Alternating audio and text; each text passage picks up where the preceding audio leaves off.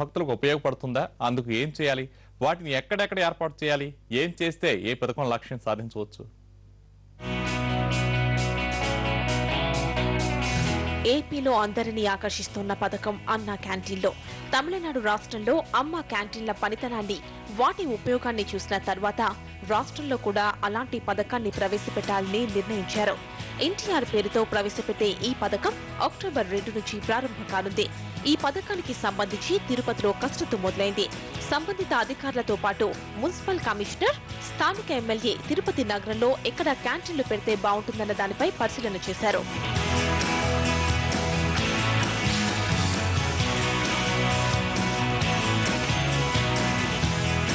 ఏపీలో 3వ అతిపెద్ద నగరం తిరుపతి.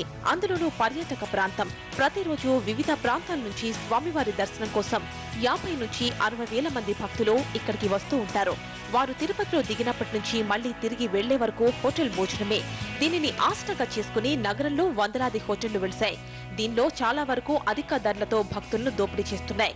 అయితే అతి తక్కువ ధరకు భోజనం అందించే విధంగా అన్నా క్యాంటీన్లు ఏర్పాటు చేస్తున్నారు కాబట్టి వీటికి తిరుపతిలో మంచి గిరాకీ ఉంటుంది.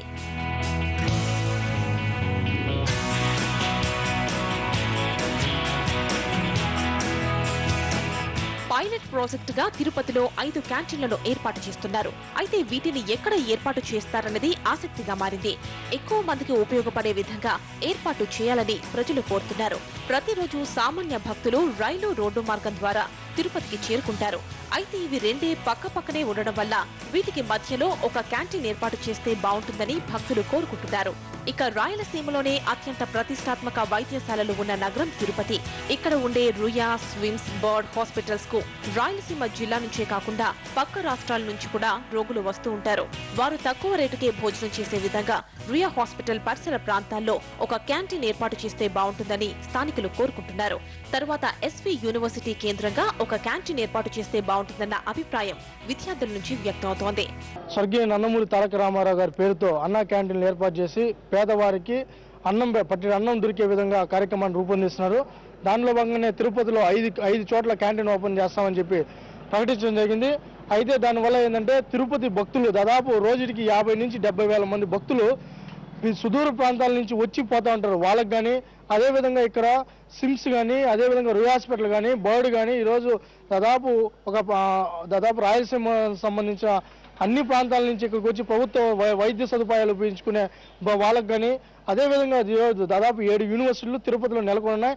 మహిళా విశ్వవిద్యాలయం అయితే శ్రీ వెంకటేశ్వర విశ్వవిద్యాలయం కానీ సిమ్స్ కానీ అదేవిధంగా వేదిక యూనివర్సిటీ. ఈరోజు చూస్తే కరువు ప్రాంతం, రాయలసీమ ప్రాంతం, దానిలో ముఖ్యంగా తిరుపతి ప్రాంతంలో ఈ క్యాంటీన్లు పెట్టడం అనేది సుపరిణామం. తిరుపతిలో పెట్టే 5 క్యాంటీన్లలో 3 ఇస్కాన్ కు, 2 రాస్ కు నిర్వహణ బాధ్యతలు ఇవ్వాలని అధికారులు భావిస్తున్నారు. మధ్యాహ్నం భోజనం నిర్వహణలో ఇస్కాన్ మీద అనేక ఆరోపణలున్నాయి.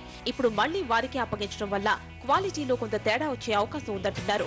ఈ యొక్క క్యాంటీన్ని ఎవరు నిర్వహించాలా అనే దానిపైన తిరుపతిలో ఇస్కాన్ కి సంబంధించి వాళ్ళు ఇదివరకే ఈ పాఠశాలలకి చిన్నపిల్లలకి భోజనాలు సరఫరా చేస్తున్నారు.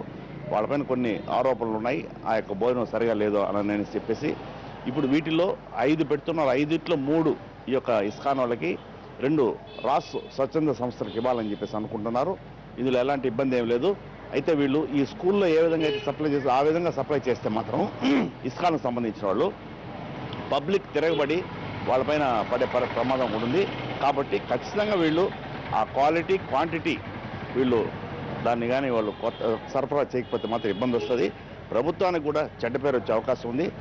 అన్నా క్యాంటీన్ల పేరుతో సామాన్యులకు తక్కువ ధరకు భోజనం అందించడం శుభ పరిణామమే అయినప్పటికీ ఇక్కడికి వచ్చే భక్తులను నమ్ముకుని చిన్న చిన్న హోటళ్లను నిర్వహించేవారు నష్టపోకుండా చూడాలని కోరుతున్నారు మరికొందరు. ఫుట్పాత్ల మీద, రోడ్ల పక్కన టిఫిన్ సెంటర్స్ ను ఏర్పాటు చేసుకుని వందలాది మంది తిరుపతి నగరంలో పొట్ట పోసుకుంటున్నారని, అలాంటి వారి పొట్ట కొట్టకుండా ప్రభుత్వం క్యాంటీన్స్ ను నిర్వహించాలని కోరుతున్నారు కార్మిక సంఘ నాయకులు. ఈ తిరుపతిలో అనేక మంది చిరు వ్యాపారస్తులు, అనేక మందికి ఆకలి తీరుస్తున్నటువంటి వాళ్ళు కొన్ని సంవత్సరాలుగా దానినే వృత్తిగా మలుసుకొని బతికేటటువంటి కుటుంబాలకు ఇబ్బంది కలగకుండా సెంటర్లను ఏర్పాటు చేస్తే ఇటు ఇక్కడ చిరు వ్యాపారస్తుల కుటుంబాలు బాగుపడతాయి, అటు ప్రభుత్వం ఆలోచన కూడా సద్వినియోగం అయ్యేటటువంటి అవకాశం ఉంటుంది. అన్నా క్యాంటీన్ల నిర్వహణలో అధికార పార్టీలోనే అనుమానాలు వ్యక్తమవుతున్నాయి. నిర్వహణ విషయంలో ఎక్కడ ఏ లోపం వచ్చినా ప్రభుత్వంపై వ్యతిరేకత వచ్చే అవకాశం ఉందని తెలుగు తమ్ముళ్లు భావిస్తున్నారు. అందుకే పకడ్బందీగా క్యాంటీన్ల నిర్వహణ ఉండేలా చూడాలని వారు కోరుతున్నారు.